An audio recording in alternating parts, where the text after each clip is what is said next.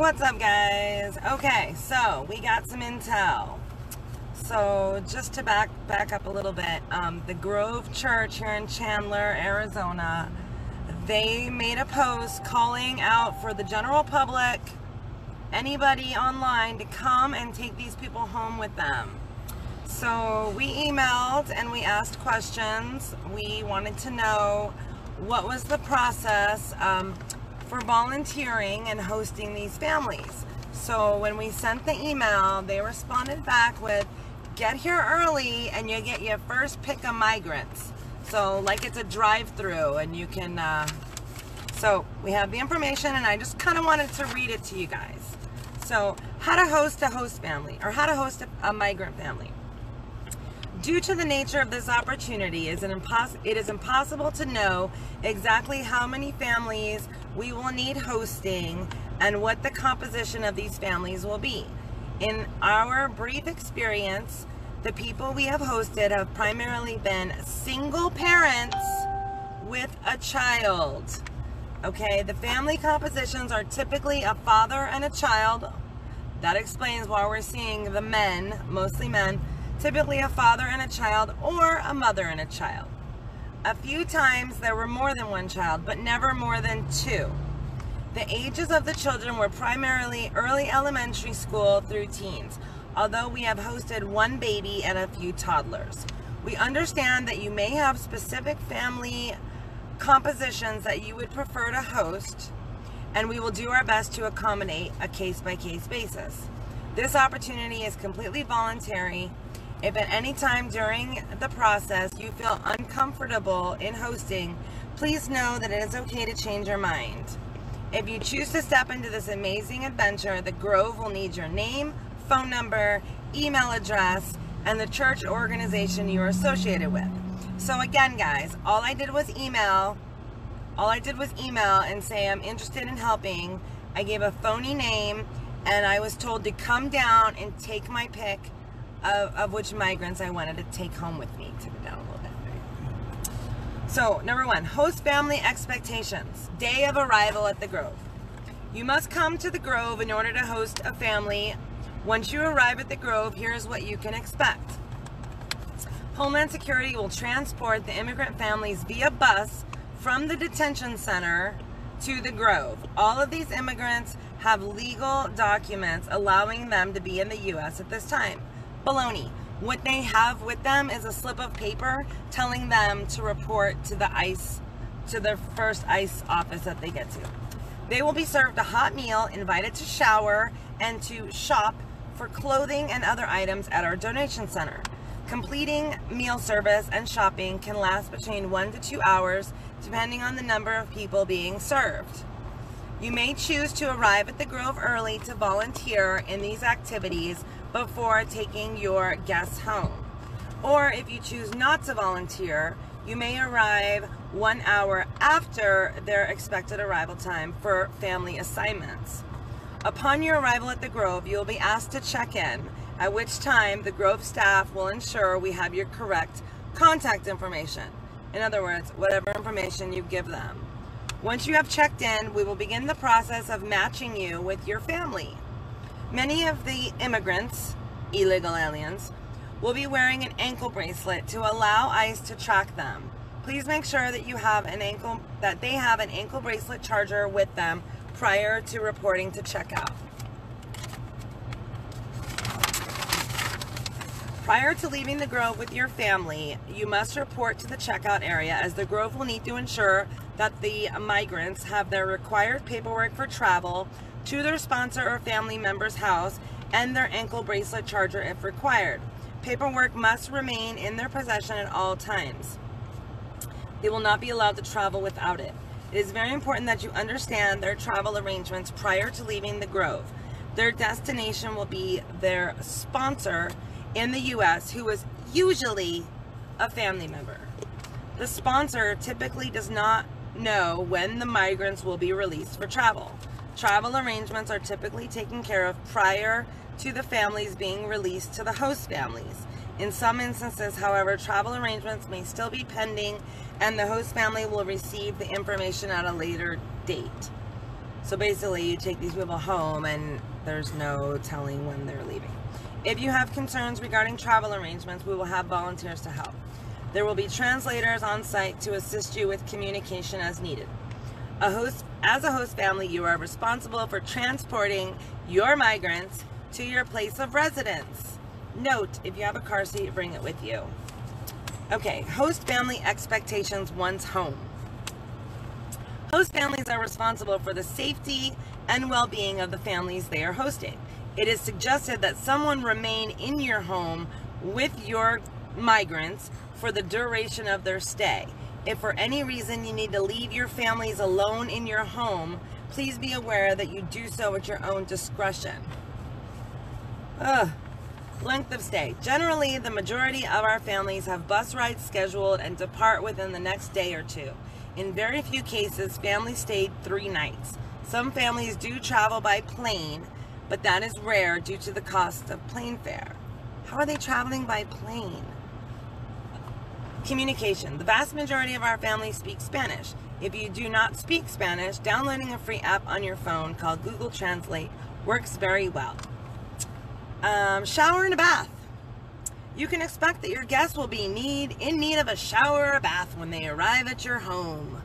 The Grove will provide each migrant with a bag of toiletries. If not available, you will need to provide the items yourself.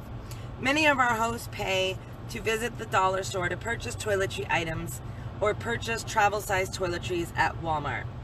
You will be required to wash their feet. Just kidding, I threw that in there. Meals. We ask that you provide meals for your guests while they are with you.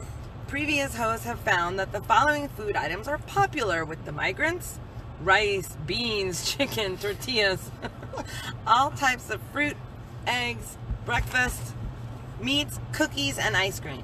We have also found that American fast food, soup, and peanut butter are not so popular. Sleeping. Please provide your guests with a clean bed if you have one. If not, a couch or an air mattress will suffice. It is not unusual for your guests to leave the bedroom light on. They have been through a great deal, and the light helps them feel safe. Church service. Many of our guests would love to attend church service on Sunday. There are many churches in the valley that hold Spanish-speaking services. Travel arrangements. Many of our host families found that contacting the family sponsor prior to the travel date was helpful. This gives you both an opportunity to ensure that both sides are aligned with the arrangements and an opportunity to identify any potential issues. Host family expectations. Travel to the bus station or the airport. It is preferred that you transport your migrants to the Greyhound bus station located at 2115 East Buckeye Road or to Phoenix Sky Harbor Airport if they are flying. If for any reason you are unable to transport your families, please contact the Grove and we will find another volunteer to assist. Please arrive at the bus or airport with extra time. This is especially important for air travel. It takes them longer to get through security. If they're flying, please make sure to go to the main counter with them and ask for an escort pass so you can accompany them through security and to their gate. Please know that they have been instructed to go to an ICE office when they reach their destination, and it is extremely important that they do not miss this appointment. Catch, release, and disappear, guys. Please make sure that your families have the paperwork and ankle bracelet charger with them before leaving for the bus station or the airport. Provide them with the travel note. If traveling by bus, provide some additional food and drink items for their journey. If families are making multiple stops, it is much safer for them to have enough snacks for their journey. Getting off the bus can lead to missed connections. There's more. Please be sensitive to the fact that these folks do not speak English, and being at the bus station can be very overwhelming, especially after the long journey they've already endured, because running across our border is nothing compared to the Greyhound bus station. Stay with them until you have ensured that they have boarded the correct bus. Do not leave the bus station until you see the bus depart. If traveling by plane, families traveling by plane, you may want to provide them with a snack or two if they're on a long flight. Make sure they're not carrying any liquids, blah, blah, blah, blah.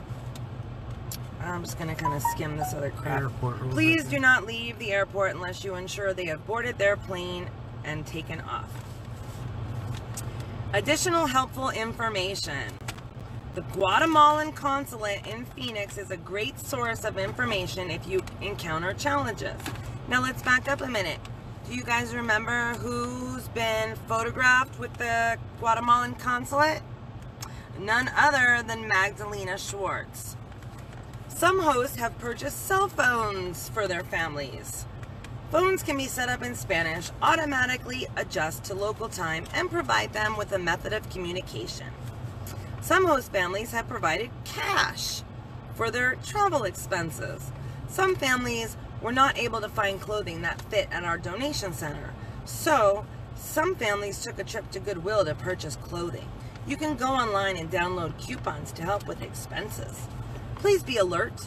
These families are vulnerable, and trafficking and exploitation are major concerns as they travel. When taking your migrants to the bus station, do not leave them there alone. Make sure you watch them get on the bus. Walk them all the way up to the bus door, watch them get on, and stay there until the bus departs. Do not leave them alone. They are less likely to be approached if you are with them. We were warned by the consulate and women who were at the Greyhound station that serving immigrants, that a lot of trafficking happens at the bus stops. Bus stations are areas that are targeted by bad people that will kidnap these folks, hold them for ransom, and exploit their children. They trick them by saying, oh, I can get you to blank faster or cheaper. Or if you need a hot meal, come with me and I'll get you guys something to eat. Then they are captured or taken and trafficked. Stories of families getting off the bus stops to get food and go to the restroom and then not hearing the call for the bus to leave were left behind. Providing them enough food in a Ziploc bag and some cash so they don't have to get off the bus unnecessarily will help prevent this. The women at the consulate did tell them not to get off the bus. So for any questions or concerns, please contact Gina Nasta, that's GNASTA at thegroveaz.org. So there you have it, guys. So let's just back this up for a minute. We actually sent somebody inside to see what was required, and there's no ID checks. There's all you have to do is fill out an application that says your name, your contact information, etc. So these people do not all have ankle monitors on. We've clearly documented that throughout the way, okay? Anybody can come up and I quote, take your pick of which migrants you want to take home. Our person was offered today to take one today. Yes, so our guy was in there today and was offered to take a family home today. He had no ID, he had nothing. They didn't know him from a hole in the wall. He just showed up to take home a family, and they're more than willing to just dump these people onto complete strangers. And you know, right, wrong, or indifferent, you know, I'm against human and sex trafficking for anybody. So I don't think that this is, I just think that there's no oversight in what's going on here. Nobody is following up. Nobody is vetting these volunteers. These people shouldn't be here in the first place. So, you know, just to back up for a minute, we've followed this whole circle. We've connected all of these dots. These people are not legal immigrants. These people were caught illegally entering our country. Illegally entering our country. They were caught, apprehended, detained. Arizona has no family detention center. So without a family detention center, we are forced to release these people. And because the numbers were overwhelming in Yuma, somewhere along the lines a deal was brokered between Magdalena Schwartz, the consulate of Guatemala, and ICE to receive these people in Phoenix. Okay, so they are coming from the border. They've illegally entered the country.